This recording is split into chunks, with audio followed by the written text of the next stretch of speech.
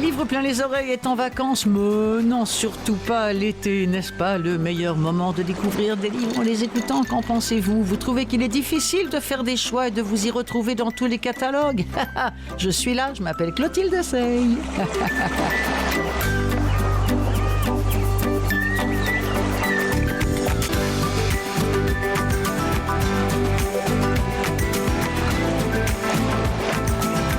Alors cette semaine, on va commencer par une nouveauté chez Audiolib complètement déjantée de type, ça c'est très français, vous allez voir, Cozy Mystery.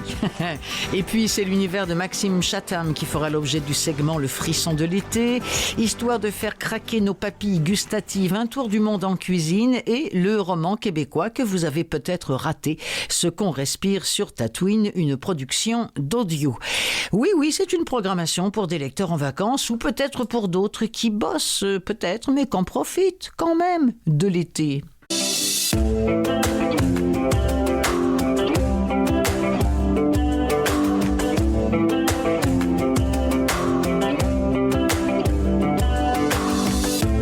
Alors, nouveauté de type Cozy Mystery, c'est comme ça que c'est présenté sur le site d'Audiolib qui a produit ce livre qui s'appelle « Comment j'ai tué ton mari ». Finlay Donovan est mortel, c'est le tome 1, autrement dit, il y en aura d'autres et c'est lu par Nancy Philippotte. Rien ne va plus pour Finlay Donovan, qui est une autrice de romans policiers qui peine à décoller, mère célibataire, qui a 2 gamins, le livre qu'elle a promis à son agent, il est même pas encore commencé, son ex-mari a renvoyé la nounou sans lui en parler, enfin bref, tout va mal. Et puis un jour, elle déjeune avec son agent pour discuter de l'intrigue de son nouveau manuscrit et leur voisine de table prend Finlay pour une tueuse à gages et elle lui glisse un mot dans son sac et elle lui offre $50,000 pour la débarrasser d'un mari un peu trop encombrant. Voilà, mais sauf que Finlay, c'est pas une tueuse. Mais mettons que cette somme réglerait bien des problèmes. Oui, ça c'est vraiment à lire en été. Une lectrice auditrice a écrit sur Babelio, lorsque j'ai vu qu'Audible proposait dans son catalogue, comme Audiolib d'ailleurs, qui l'a produit, Comment j'ai tué ton mari, je m'attendais pas à rire autant. Mais que ce roman aux allures de comédie m'a fait un bien fou, surtout avec pour lectrice Nancy Philippotte. On en écoute un extrait.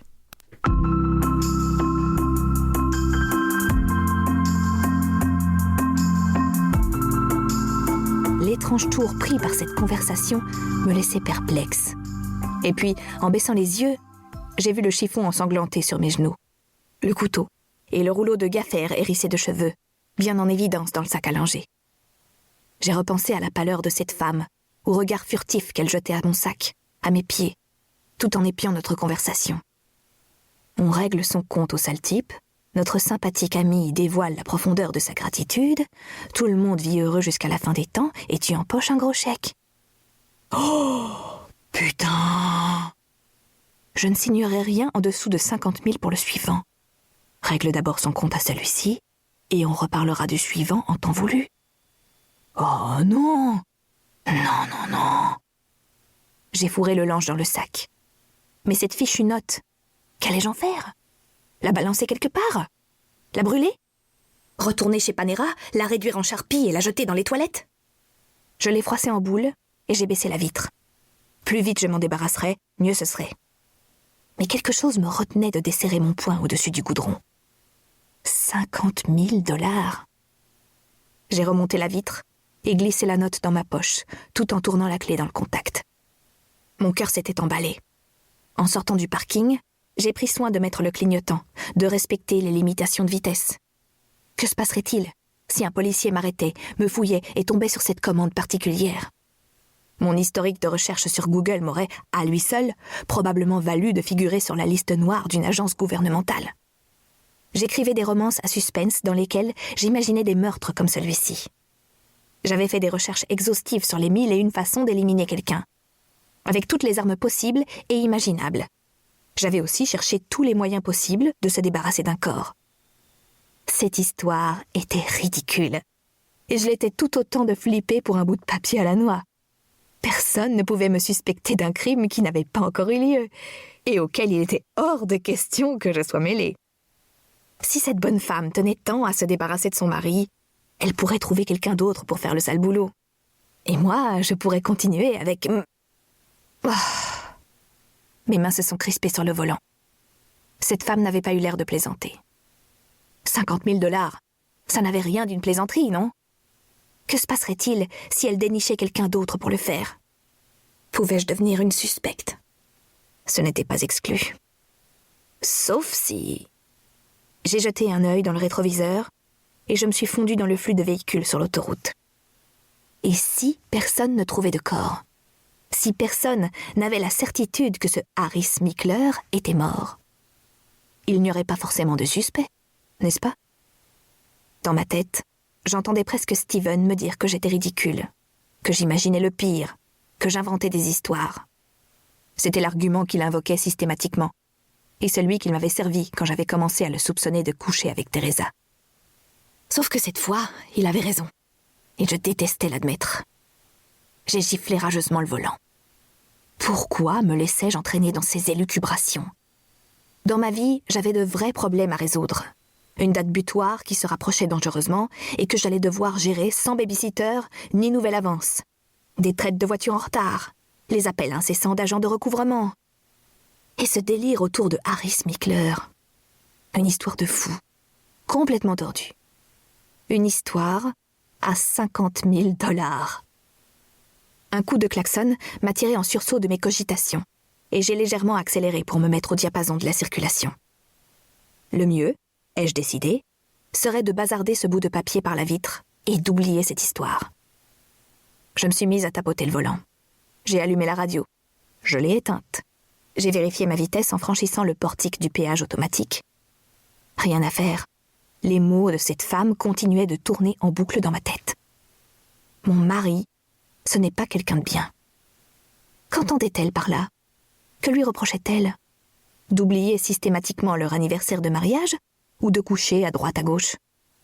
Même si votre mari se tape votre agente immobilière, ce n'est pas une raison pour vouloir sa mort. On pourrait légitimement, à la rigueur, lui souhaiter de s'auto-émasculer accidentellement avec un débroussailleur, ou de contracter une atroce maladie vénérienne dont les symptômes incluent les mots « éjaculation brûlante ». Mais tuer un homme au motif qu'il est infidèle, ce serait mal, n'est-ce pas?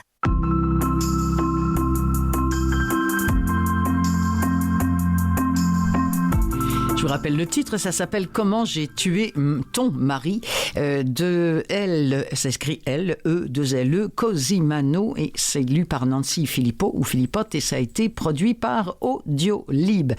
Tiens, puisqu'on est dans le polar, là on va faire dans le polar un peu plus sombre, un petit peu moins ravissant que ce qu'on vient d'entendre. C'est le prix du roman fantastique du Festival de Gérardmer, et c'est In Tenebris, c'est le nom, c'est le titre du tome 2 de cette trilogie du mal, écrite par Maxime Chatham, c'est lu par Mathurin Volz. Chaque année, des dizaines de personnes disparaissaient à New York dans des circonstances étranges. La plupart d'entre elles ne sont jamais retrouvées. Julia, elle, est découverte, vivante, scalpée, entre autres services, et prétend s'être enfuie de l'enfer. On pourrait croire à un acte isolé s'il n'y avait ces photos, toutes ces photos.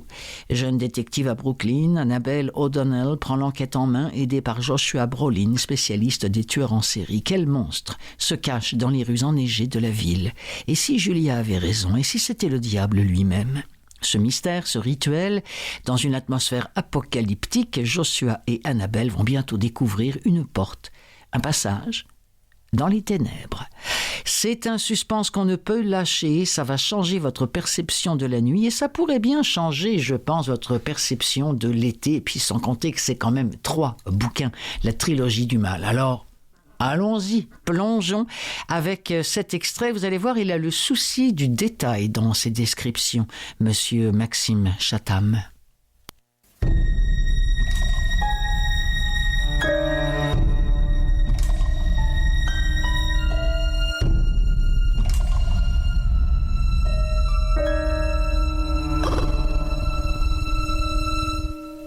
Du milieu de la carlingue, une boule s'éleva et avala instantanément tout l'appareil.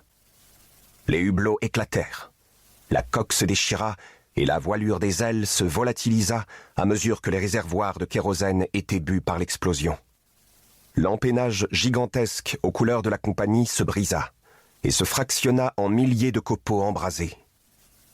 Les 16 tonnes des 4 moteurs Rolls-Royce RB211 se répandirent dans le ciel à plusieurs kilomètres de distance, en un clignement de paupières. Les 4,5 millions de pièces formant le vol CO-4133 furent pulvérisées presque sans un bruit. 9150 mètres plus bas, un garçon de 15 ans était allongé dans un pré. Le babil aérien des oiseaux et la crécelle discontinue d'un grillon s'élevaient en rythme autour de lui, seules irrévérences au silence environnant. Un brin d'herbe passé entre ses lèvres, il pensait à Jessica, la fille assise juste à côté de lui en cours de maths. Ses yeux étaient absorbés dans la blancheur des nuages quand il crut voir un point lumineux au-dedans.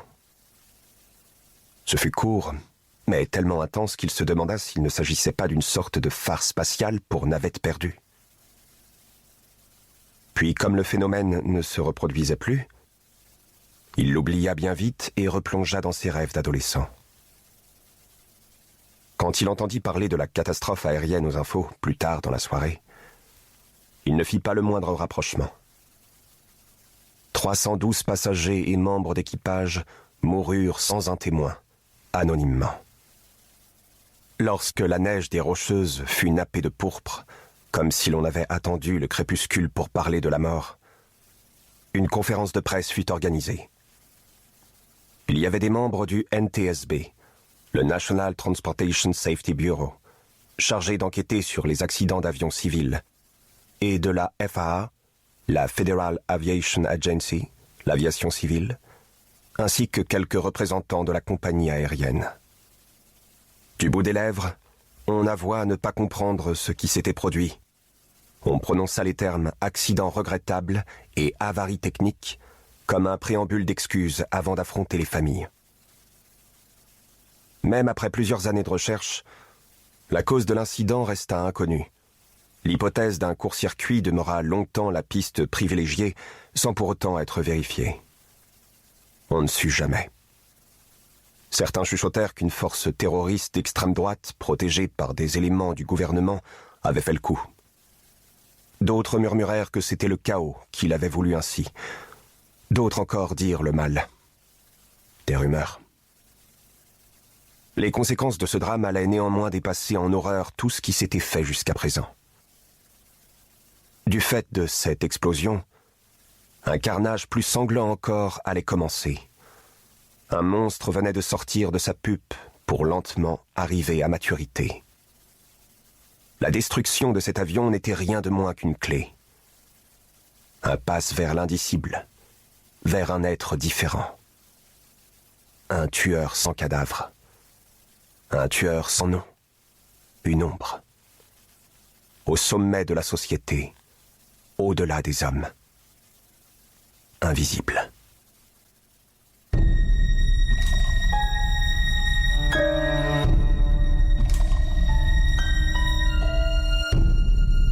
C'est pas rose, mais avouez que ça donne envie. Ça me donne envie, moi, de me plonger là-dedans, peut-être même cet été.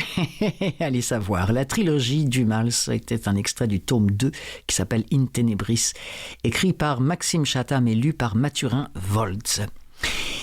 Complètement différent maintenant. Le plus grand menu du monde, ça aussi c'est une nouveauté, je la trouve très estivale. C'est de Bill François, c'est lu par lui-même. C'est un livre à dévorer, nous dit-on, pour réenchanter nos repas, changer nos regards sur la biodiversité qui nous nourrit. Chaque chapitre est un plat dont les ingrédients nous racontent la face cachée de leur existence. Quelle merveilleuse idée. Nul besoin de parcourir des jungles lointaines pour rencontrer des merveilles de la nature, il suffit de regarder dans nos assiettes. Et c'est avec humour et poésie que Bill François convie à notre table les espèces insoupçonnées qui peuplent nos plats quotidien, des cachalots qui épicent nos légumes à la mouche qui a inventé le fromage, en passant par la pistache dont il va être question d'ici quelques secondes.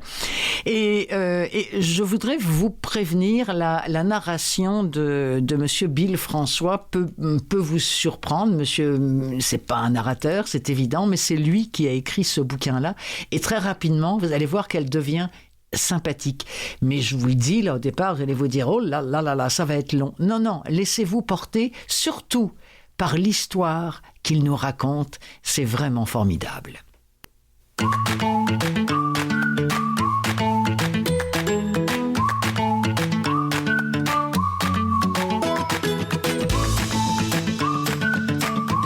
Où tout commence avec des pistaches.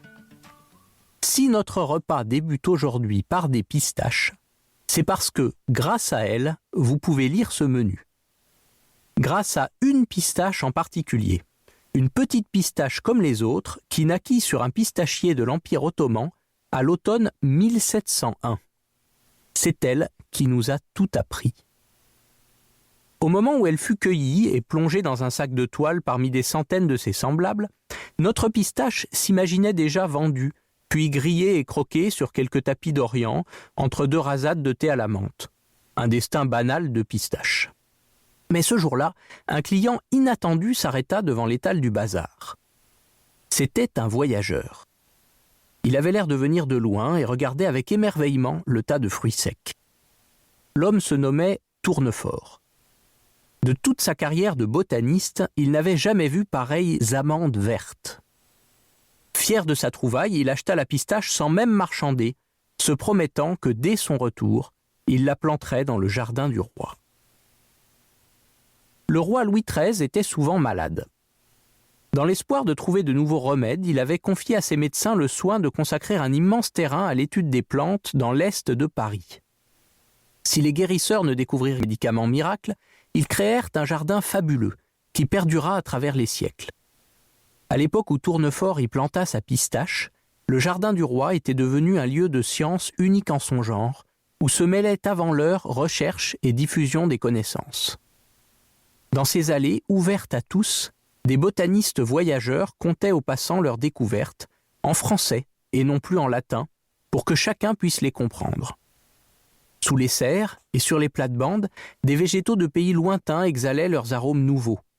Les visiteurs affluaient, friands d'interroger les experts sur la vie secrète des végétaux. Croissance des arbres, remèdes et poisons mystérieux, tous les sujets prêtaient à de merveilleux récits. Tous les sujets sauf un, les fleurs. S'ils détestaient autant parler des fleurs, c'est que les savants se doutaient de quelque chose. Ils avaient remarqué que quand deux arbres similaires poussaient non loin l'un de l'autre, leurs fleurs se transformaient en fruits, d'où germait une descendance.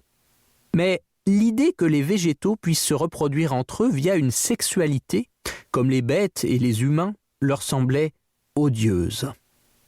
Comment des êtres aussi purs que Lys et Pâquerette pouvaient-ils se vautrer dans de si vils péchés ? C'était abominable, trop affreux pour même l'envisager. Les experts préféraient refuser de l'admettre et se convaincre que les fleurs ne servaient à rien, avec la bénédiction des ecclésiastiques que cette théorie arrangeait bien. Nul ne pouvait donc à l'époque comprendre les amours des plantes. Ne sachant élucider leur biologie, on ne pouvait entrevoir leurs histoires. Pour l'homme qui refusait de les écouter, les fleurs demeuraient muettes, condamnées à s'aimer en cachette. Mais la pistache allait tout changer. Choyée par les jardiniers du roi, la graine venue d'Orient prit racine dans le sol parisien. Elle devint vite un solide pistachier, un bel arbre qui fleurissait chaque année en longues grappes de fleurs vert pastel, dont jamais une seule ne donnait le moindre fruit. Le pistachier avait 16 ans quand ses floraisons attirèrent le regard d'un rêveur qui flânait dans le jardin, en avril 1717. Ancien élève de Tournefort, Sébastien Vaillant était préoccupé par la question des fleurs.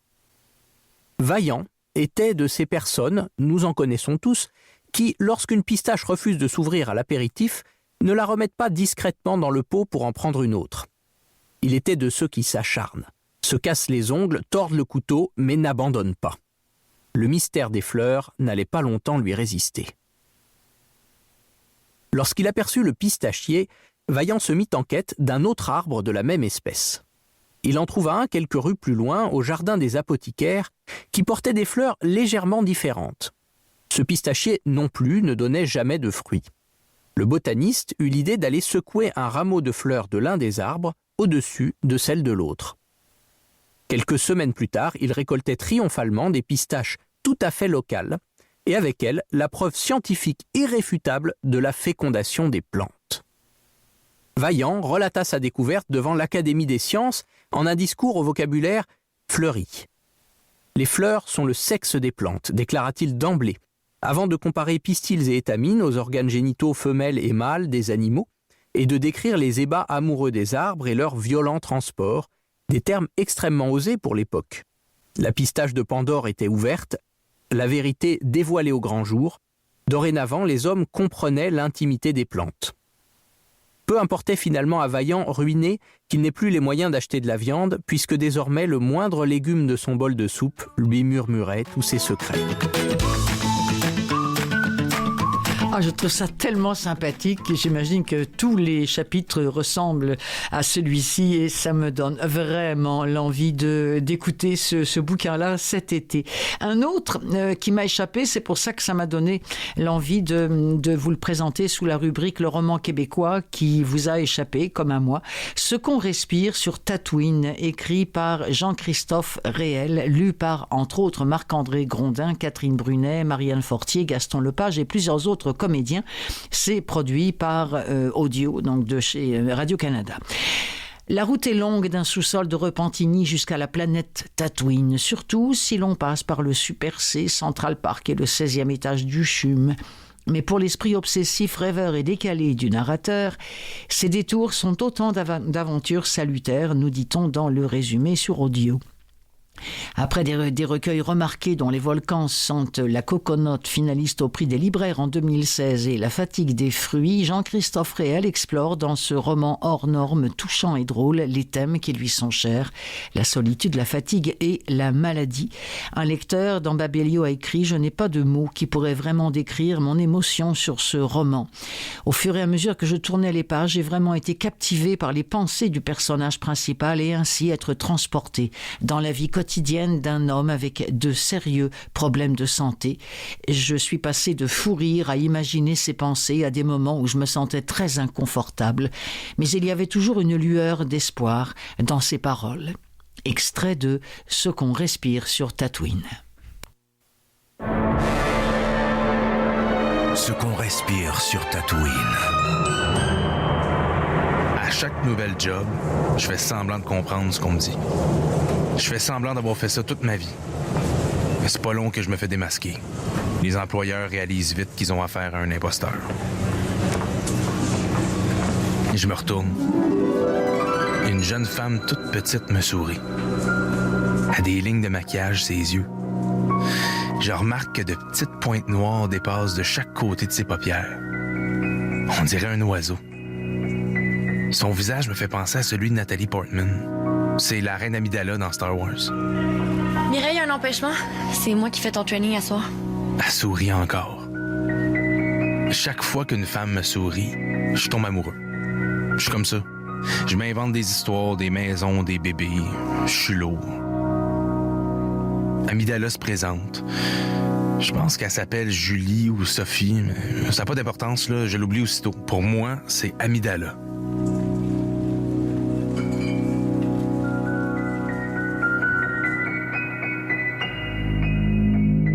Balado Radio-Canada Audio.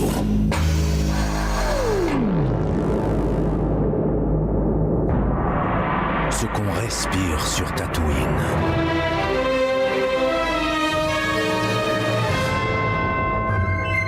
Épisode 1. Petit Anakin. Cette histoire commence sur une planète lointaine, dans un centre d'information touristique à Repentigny. Notre héros ne le sait pas encore, mais il est l'élu qui ramènera l'équilibre dans la Force. Dans son périple, il vivra de la joie et de l'amour, mais également de la tristesse et de la colère. Cette histoire s'intéresse à l'humanité d'un Jedi qui ne cherche au fond qu'une seule et unique chose: le bonheur.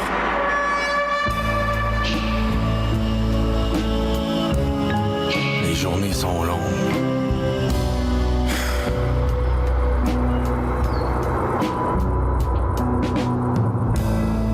premier quart de travail, j'ai pensé me faire harakiri entre les revues de chasse et les guides touristiques de la Mauricie. Je l'ai pas fait. J'ai jamais eu une job d'été aussi plate. Je pensais pas réussir à me faire engager dans un bureau d'information touristique. Mais malheureusement, j'étais le seul candidat. Il y a personne. Je place des brochures, je passe le balai, je regarde le plafond. Une fois de temps en temps, Charles, le gardien du parc, vient me rendre visite. Salut! Il me jase. Je peux lui parler de Star Wars puis de ma fixation pour la planète Tatooine. Je pense à ma vie. Je suis pas original, là, tout le monde pense à sa vie. Mais je me demande ce que je fous ici. J'étudie le mandarin depuis 2 ans. J'écoute la TV chinoise chaque soir. J'ai commencé à triper sur l'Asie après avoir vu Tigre et Dragon avec Chow Yun-Fat. Quand j'y pense, c'est absurde de vouloir travailler en Asie à cause d'un film. J'aimerais ça être interprète là-bas. Mais ça n'a pas vraiment rapport. J'ai 31 ans, j'ai pas de blonde. J'ai jamais vraiment eu de blonde. J'ai embrassé quelques filles. Un gars aussi, une fois. Il embrassait vraiment bien. Mais non, c'est vrai, j'ai eu une blonde pendant 2 ans. Je suis même allé dans le sud une fois avec elle et ses parents. J'ai pas été en amour bien souvent. Une seule fois, je pense. Puis c'est pas la fille avec qui je suis allé dans le sud. J'ai eu des coups de foudre pour des milliers de regards, des milliers de sourires, des milliers de mentons. J'ai eu des pincements au cœur, des déceptions, des envies de mourir. Des vraies envies de mourir, à pas pouvoir connaître tout le monde. À pas pouvoir embrasser tout le monde. Je me sens souvent comme un fantôme. Un fantôme qui apprend le mandarin.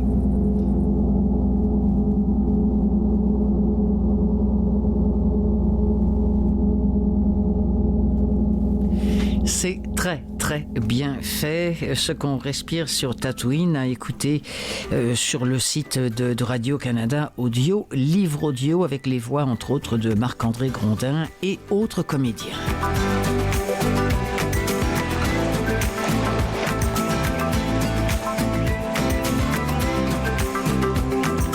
Vous écoutez l'émission des livres plein les oreilles en vacances, animée, réalisée pour vous par Clotilde Sey, appuyée par Mathieu Tessier. Restez là, oui. Gérald Cousineau va se joindre à nous.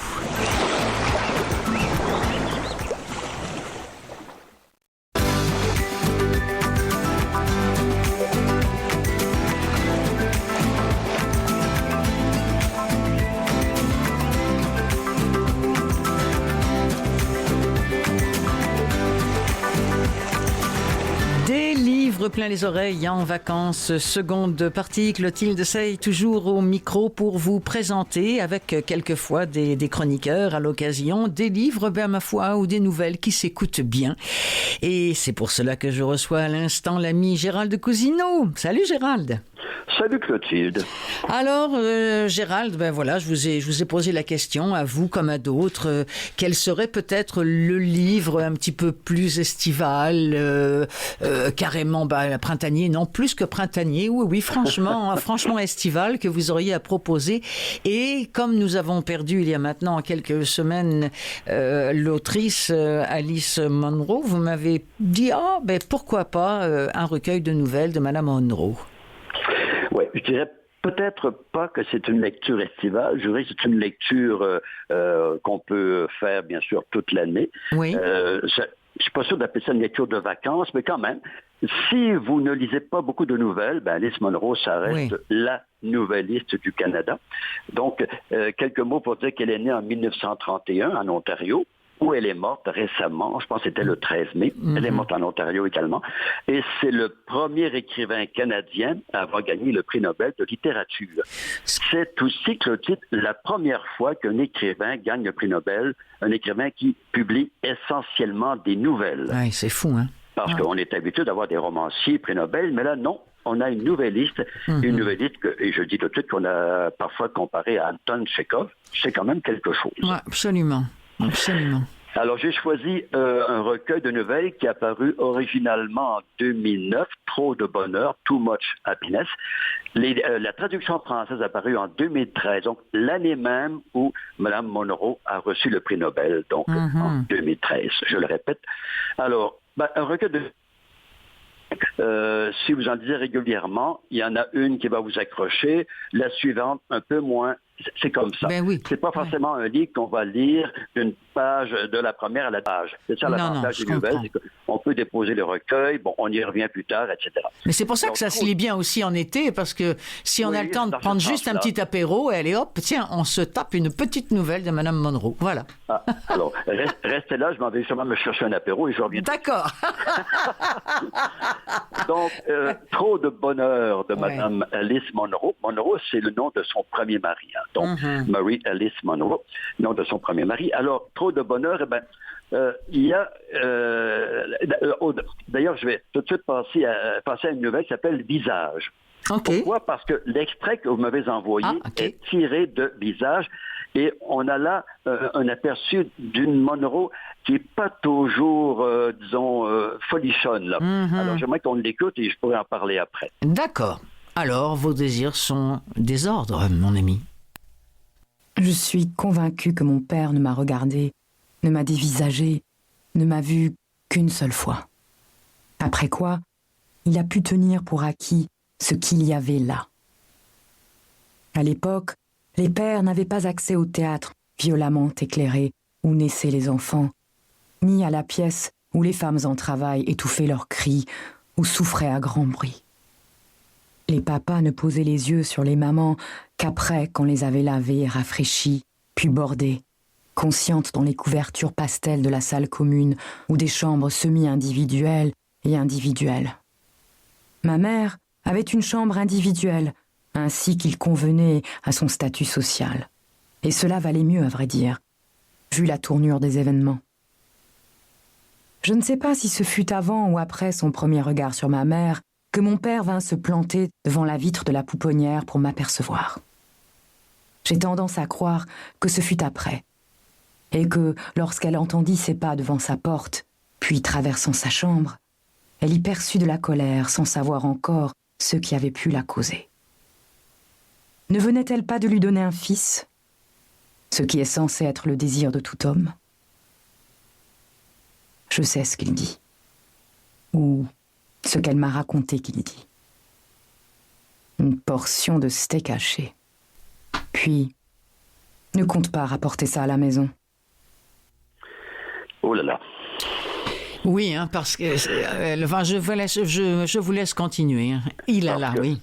C'est dans la nouvelle nommée Visage et le narrateur est un homme.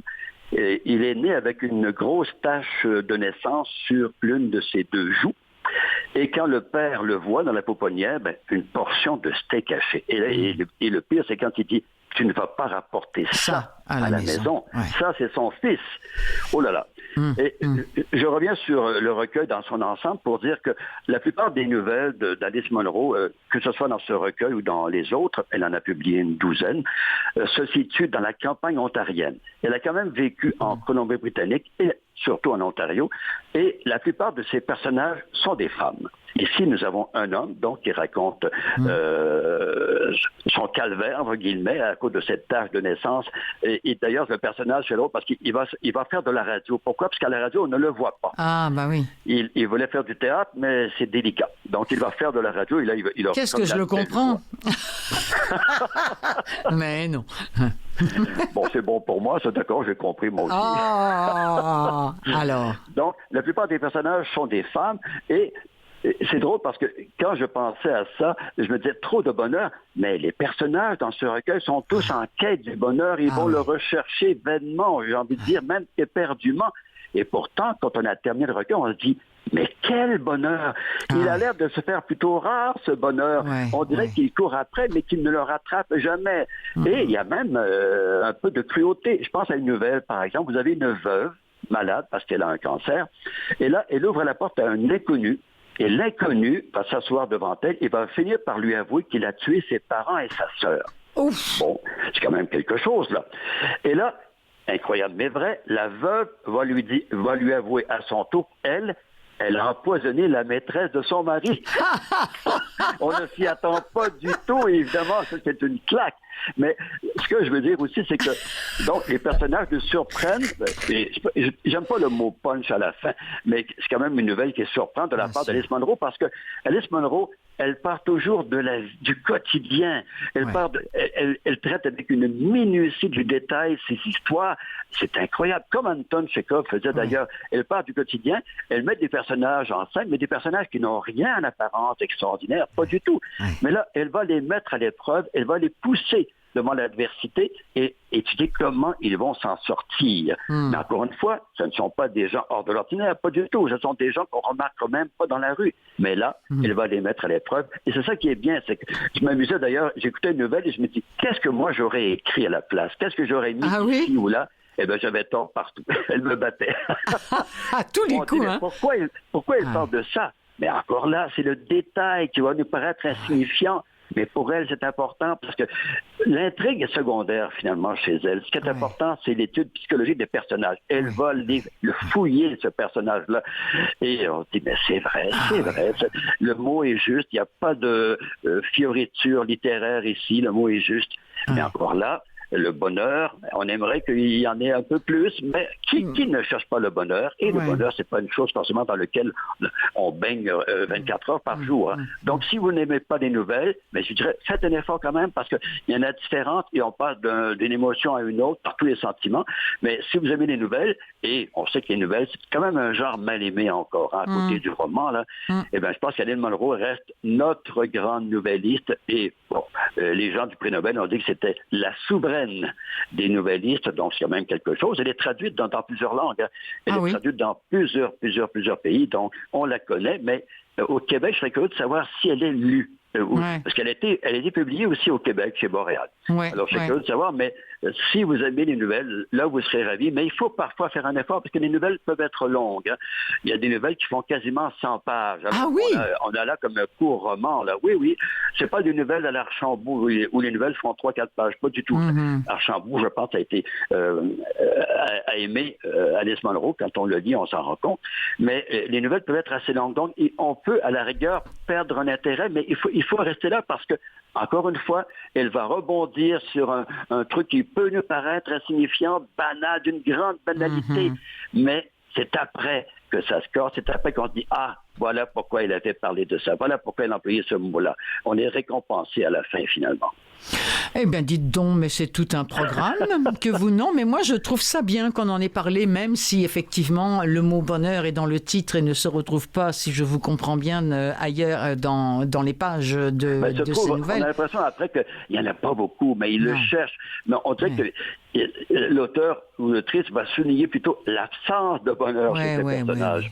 Oui, mais je trouve que l'été, c'est peut-être aussi un bon moment pour découvrir toutes ces nouvelles. Et puis surtout, bon, cette autrice, et vous l'avez souligné, c'est vrai qu'il n'a pas été beaucoup lu ici au Québec. Du moins, je ne le pense pas. Mon amie Faline Bobier, qui participe parfois à cette émission, elle qui représente le CAE, donc l'accessibilité des livres via les bibliothèques, elle nous en avait parlé aussi il y a quelques semaines, peut-être même un mois ou deux d'Alice Munro, étant elle-même ontarienne et donc évidemment il y avait des choses qui se recoupaient et je lui avais posé une question que je vous pose à vous pour voir si vous connaissez la réponse. Je suis sûr qu'il va savoir, Gérald, il va savoir. Gérald, pourquoi Madame Munro a-t-elle choisi le format des nouvelles plutôt que le format du roman dans sa vie? Elle le dit quelque part dans une entrevue. Je pense que ça lui faisait peur, le roman. C'est comme si elle avait peur de ne pas garder l'intérêt. Elle se sentait incapable de développer un sujet aussi longtemps. Alors, la nouvelle lui a paru plus facile. Et là, je mets le mot entre guillemets parce que ce ne sont pas des nouvelles faciles. Ce sont des nouvelles bien travaillées. Encore une fois, tout est juste. Il n'y a pas un mot de trop. Mais je pense qu'elle avait peut-être, tant mieux pour nous, parce qu'elle est devenue la grande nouvelliste qu'on sait. Mais je pense qu'elle avait un peu peur du roman. Elle avait un peu peur du roman. Mais juste une chose, parce qu'on parlait de lecture d'été ou de vacances, et je rappelle que la plupart, presque toutes ces nouvelles se déroulent dans la campagne ontarienne. Oui, c'est ça. Alors, si vous lisez ce recueil à la campagne, parce que, effectivement, rares sont les livres qu'on peut avoir au Québec où on parle de la campagne ontarienne. Et bien là, vous avez l'occasion parce qu'elle a voulu vraiment se plonger dans ce microcosme-là. Alors, on ne parle pas de Toronto dans ce roman. C'est pas un roman urbain, c'est pas un recueil de nouvelles qui se passe en ville, pas du tout. C'est la campagne profonde, je dirais. Là. Alors, écoutez, mon ami, avant de vous quitter, deux choses. D'abord, vous dire que moi, ce que j'avais lu dans comment ça s'appelle, une entrevue avec un journaliste, elle avait dit qu'elle avait choisi la nouvelle tout simplement parce que c'était ce qui s'accordait le mieux avec sa vie familiale. C'était parfait pour la conciliation travail-famille que d'écrire. Ben oui, c'est ça. Et alors donc ça, c'était la réponse que moi je connaissais. Et puis, écoutez, c'est notre dernière, puisque vous savez que ces émissions-là sont diffusées en été, mon ami, donc un petit peu plus tard en saison. Et puis, voilà, ça marque votre dernière collaboration pour cette saison. Je dis bien, Gérald Cousineau, pour cette saison. Alors, écoutez, moi aussi, alors votre réponse me rassure. Alors, est-ce que je vous donne rendez-vous l'année prochaine? Moi, je ne demande que ça. Oh, que c'est gentil. Alors, ne vous inquiétez pas. Vous allez recevoir le Bristol, l'invitation, vous aurez tout ça. Je vous embrasse et je vous souhaite un bel été. Gérald. Bel été à Clotilde et Mathieu. Oui, absolument. Merci d'avoir pensé à lui. Salut, Gérald. Salut.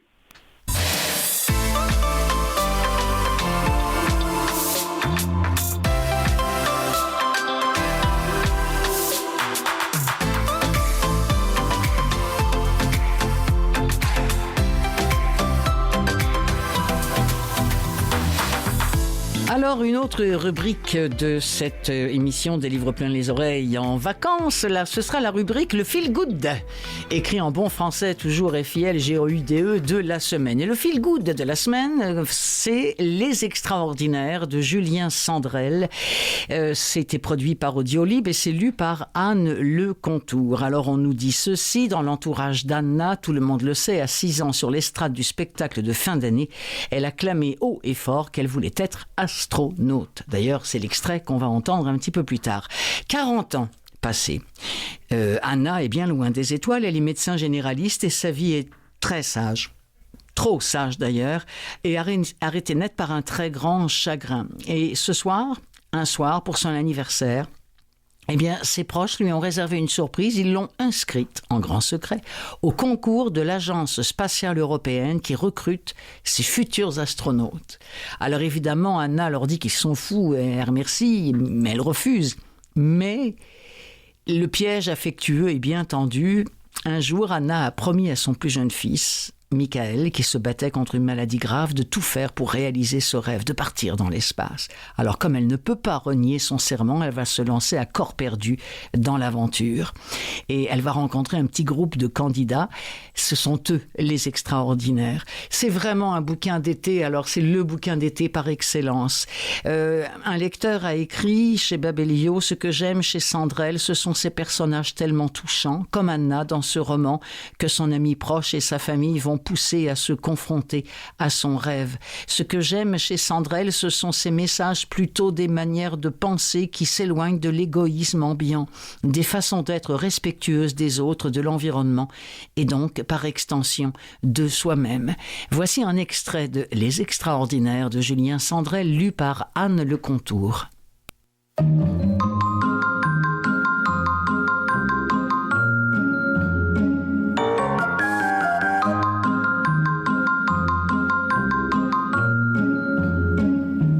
Toujours est-il qu'après avoir entendu Béatrice déclamer son envie de devenir secrétaire et Marion sa volonté d'embrasser une carrière d'esthéticienne, je ne me souviens plus de ce que je dois dire. Quand j'avais exprimé mon rêve à M. Dubois, il m'avait observé d'un air contrit. « Voyons, Anna, c'est impossible pour une petite fille.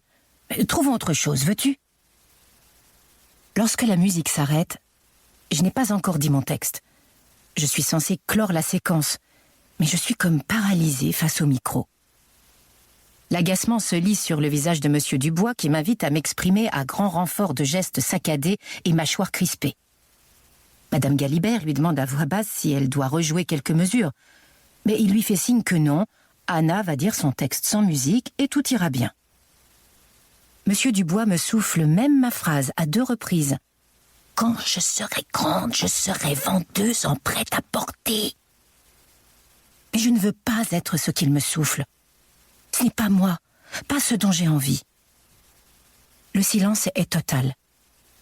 Les spectateurs ont compris que mon mutisme est une effraction dans ce plan millimétré. Tous sont pendus à mes lèvres.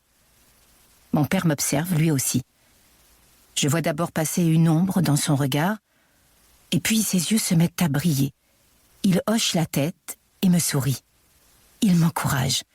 Je me sens pousser des ailes. Alors je prends une grande inspiration et je décide de révéler cette ambition secrète, tapie au fond de moi, de lui donner corps afin qu'elle se transforme, peut-être un jour, en réalité. Quand je serai grande, je serai astronaute. À l'époque, aucun Français n'a jamais effectué de vol spatial. Et sur 94 individus ayant obtenu ce privilège, une seule femme, une Russe. L'assistance pense assister à l'un de ces mots naïfs d'enfant, et puis cette note humoristique est une façon originale de conclure le spectacle. Alors le directeur de l'école émet un petit rire gêné, et tout le monde le suit, y compris un monsieur Dubois visiblement furieux, mais qui pense à cet instant avoir sauvé les apparences. C'était contessant la voix fluette de Béatrice revenue au micro sans que je m'en aperçoive. « En vrai, moi je voudrais être footballeuse. » Béatrice gratifie l'assemblée d'un sourire édenté, puis passe le micro à Marion, qui n'aime pas tellement le métier qu'on lui a demandé de dire et qui se verrait plutôt inventer toutes sortes de machines électroniques. Puis à Églantine, qui se préférerait pilote d'avion. Et enfin à Mélanie, future présidente de la République. Tandis que le public hésite sur la conduite à tenir et qu'un brouhaha ajoute à la confusion de l'instant, je cherche mon père du regard. Il me fixe intensément, et ce que je vois dans ses yeux, c'est une lueur éclatante de fierté. Alors, debout au milieu des spectateurs, mon père se met à applaudir. Il sourit, frappe furieusement dans ses mains, lance un premier « Bravo !» puis un deuxième, et sa ferveur contagieuse finit par entraîner une bonne partie des rangs de parents. Ce moment inoubliable reste la seule et unique standing ovation de ma vie. L'année suivante, le directeur décida de bannir tout micro de la grande scène. Et M. Dubois opta pour un spectacle de mime particulièrement apprécié.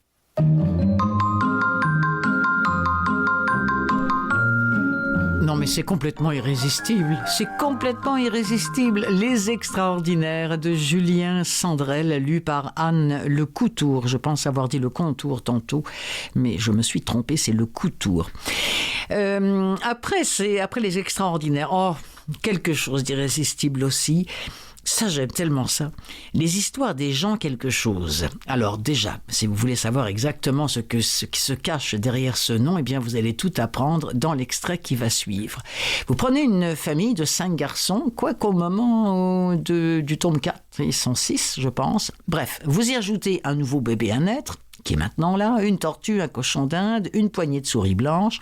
Vous mélangez bien le tout, sans oublier une mère très organisé, un père champion du bricolage, et puis quelques petits copains d'école à l'imagination débordante. Vous saupoudrez d'une pincée de malice et d'émotion et vous servez aussitôt, voilà, c'est prêt, c'est à consommer sans modération. C'est une chronique familiale inspirée de souvenirs d'enfance, les aventures et mésaventures quotidiennes d'une tribu de garçons entre humour et émotion. Le résumé de ce tome 4, la famille des gens quelque chose au grand complet part à l'hôtel des Roches Rouges. Au programme, excursions à la mer avec le canoë et les chaussures en plastique qui donnent des ampoules, visite clandestine de l'hôtel à l'heure de la sieste, représentation exceptionnelle du grand cirque Pipolo, sans oublier le passage du Tour de France. Mais là, dans l'extrait qu'on va entendre, c'est avant que les garçons n'apprennent qu'ils partent en vacances.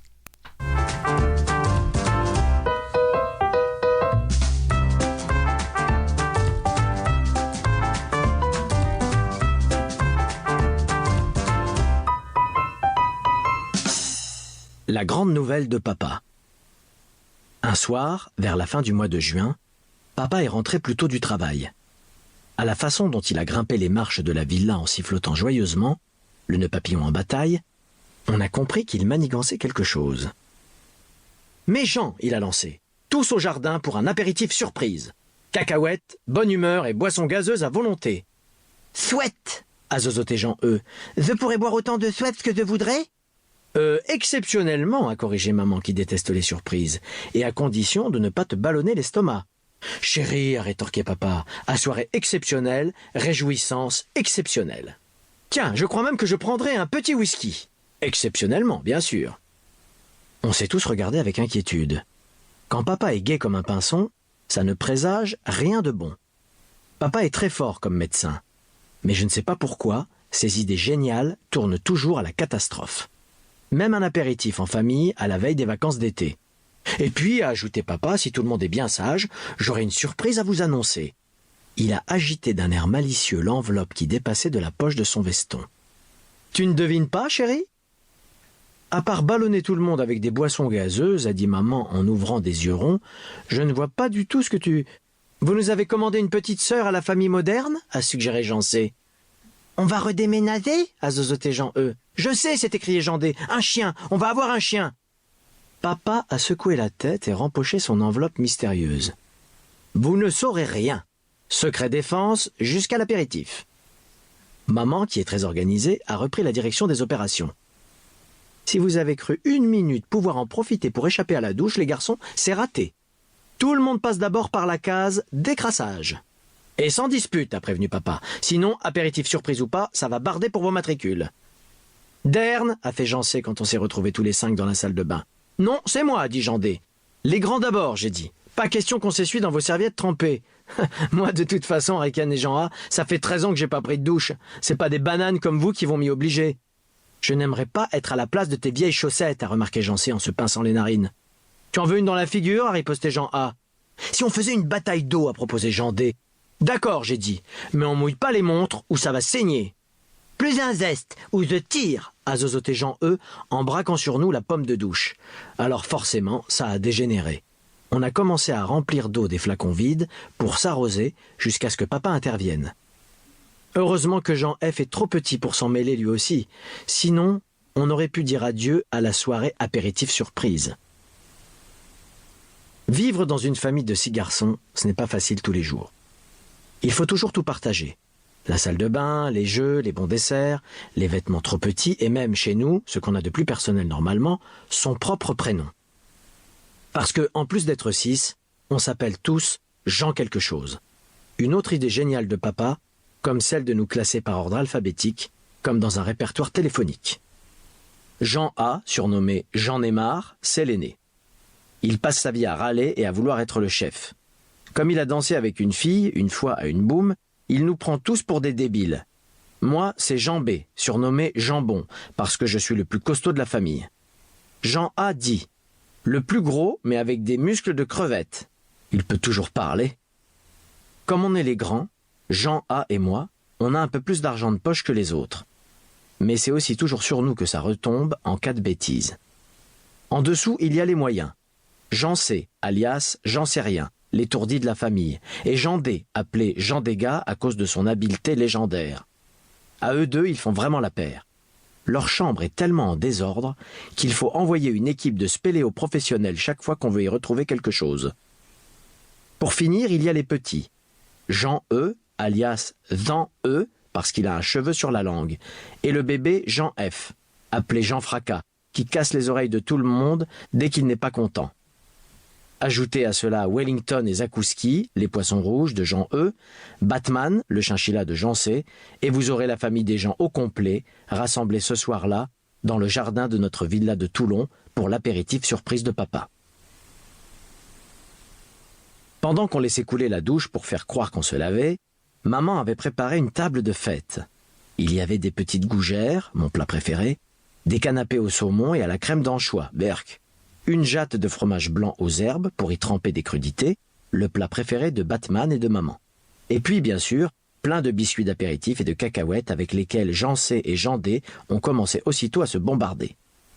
Papa s'était servi un petit whisky et il était de super humeur. Il ne s'est même pas fâché quand Jean A à force de se ballonner l'estomac avec des boissons gazeuses, s'est mis à rôter sans pouvoir s'arrêter. Ni même quand il a trempé par distraction une branche de céleri dans l'aquarium de Wellington et Zakouski, que Jean, eux, avait posé sur la table pour qu'il profite aussi de la fête.